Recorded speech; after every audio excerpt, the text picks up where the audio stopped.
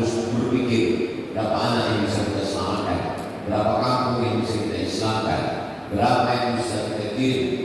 Kalau hanya sekedar sampai ke dalam negeri, kita berpikir bagaimana mereka bisa kita kirim ke Al-Azhar melalui kawan-kawan dari Ikatan Alumni Timur Tengah.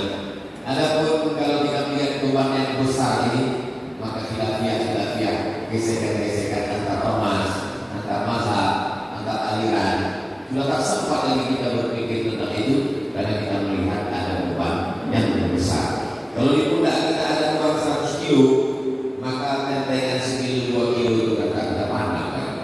Jadi amat sangat kasihan ada sebagian orang yang masih sibuk dengan khilafiyah, yang ulama mati mustalafih berbeda pendapat.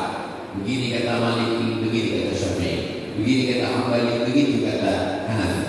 Sementara ada yang muttafaq alaih, yang tak ada ikhtilaf di dalamnya, yaitu ud'u ila sabili rabbik bil hikmah wal mau'izatil hasanah. Andai perlu berdebat, wajadilhu berdebatlah billati hiya ahsan. Saya tidak menceramai, saya tidak pula menggurui, hanya bercerita tentang apa yang pernah kami lakukan bersama sahabat-sahabat kami dan masih lagi kami laksanakan sampai hari ini. Iklan-iklannya masih lagi kami posting di Instagram dan FB. Mudah-mudahan apa yang saya sampaikan ini menjadi awal pembuka dialog kita untuk memberikan apa yang terbaik kepada umat, menolong agama Allah. In tansurullaha yansurkum wa yuthabbit aqdamakum. Demikian, terima kasih atas segala perhatian. Mohon maaf segala kesilapan.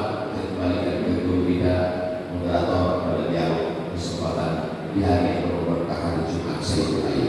Terima kasih. Wassalamualaikum